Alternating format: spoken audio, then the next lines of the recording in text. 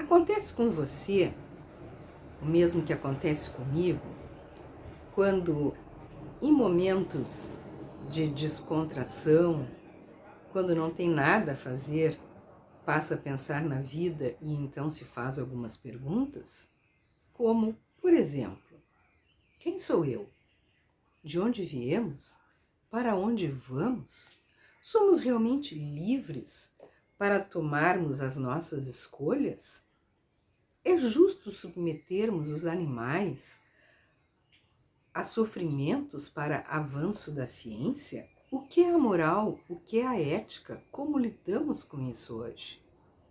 Se você também, em determinados momentos, se faz essas perguntas, é para você este livro. 50 questões de filosofia que você precisa conhecer, da autoria de Ben Dupré, editora Planeta.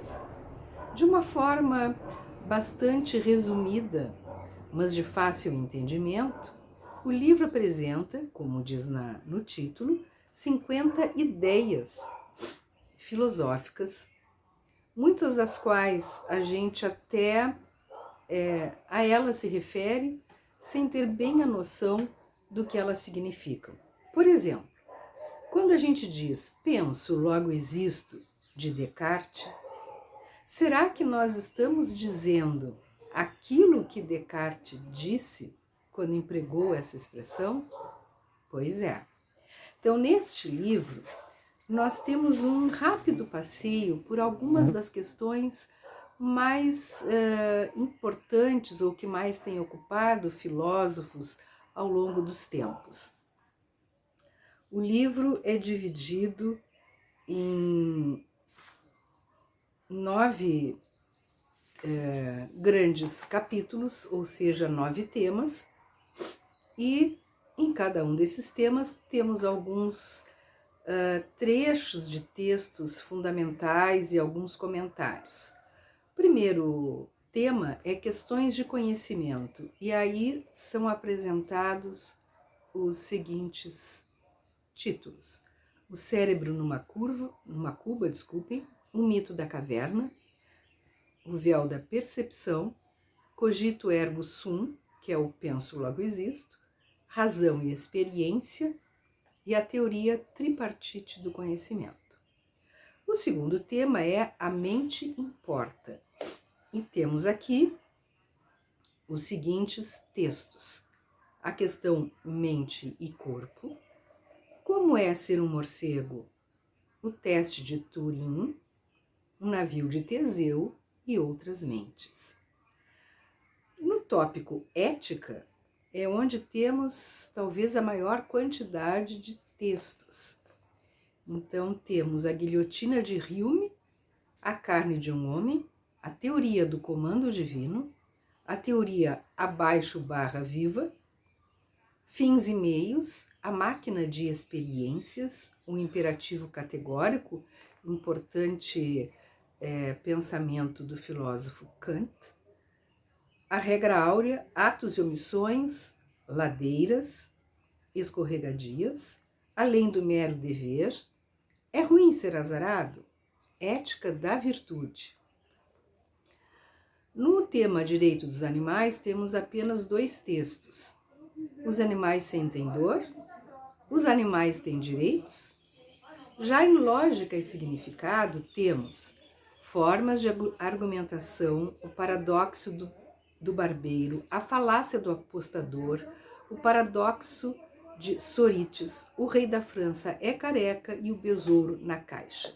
Em relação ao tema ciência, temos ciência e pseudociência, mudanças de paradigmas e a navalha de Ockham. Em estética, o que é arte e a falácia internacional. E em religião, o argumento do desígnio, o argumento cosmológico, o argumento ontológico, a questão do mal, a defesa do livre-arbítrio, fé e razão. E no último tema, que é política, justiça e sociedade, encontramos liberdade positiva e negativa, o princípio da diferença, Leviatã, O Dilema do Prisioneiro, Teorias da Punição, Bote Salva-Vidas Terra, Guerra Justa. No final do livro temos também um glossário com termos específicos da filosofia.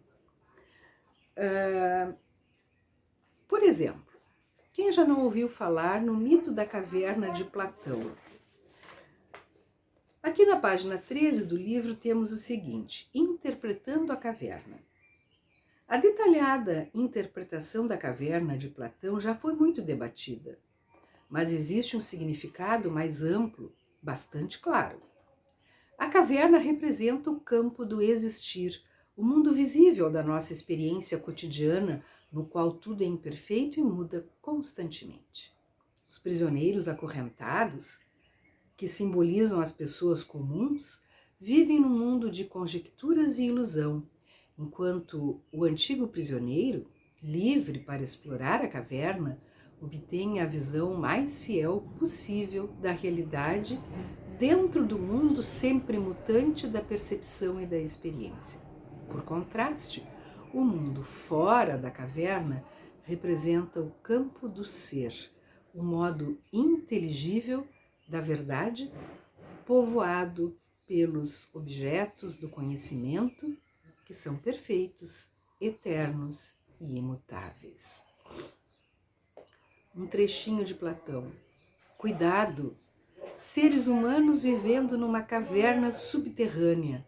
Como nós, eles veem apenas as próprias sombras, ou as sombras uns dos outros que o fogo lança na parede oposta da caverna.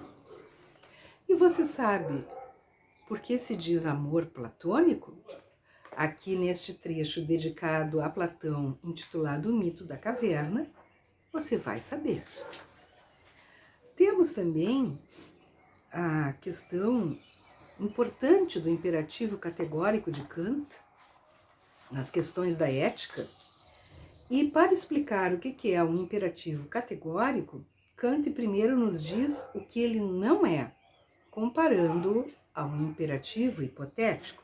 Diz ele: suponha que eu lhe digo o que fazer dando uma ordem, um imperativo. Pare de fumar. Implicitamente há uma série de condições que eu posso acrescentar à ordem. Se não arruinará sua saúde, por exemplo, ou se não irá desperdiçar o seu dinheiro. É claro que se você não se preocupa nem com a sua saúde nem com o seu dinheiro, a ordem não o afeta e você não me obedece. Em contrapartida, no caso de um imperativo categórico, não há um se algum envolvido, implícito ou explícito. Não minta, não mate pessoas.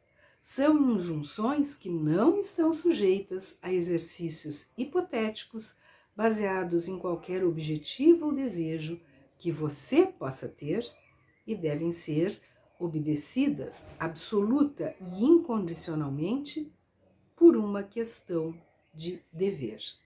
Um imperativo categórico desse tipo, ao contrário de um imperativo hipotético, constitui uma lei moral.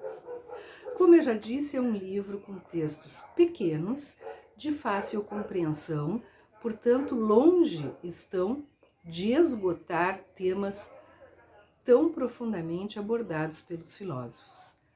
Mas esses textos são uma porta de entrada para o conhecimento filosófico e um livro muito interessante para aqueles que desejam começar a se enfronhar nesse tipo de questão. Portanto, a sugestão de hoje de Na Saleta de Leitura é 50 ideias de filosofia que você precisa conhecer, de Ben Dupré, editora Planeta. Boa leitura e bom conhecimento.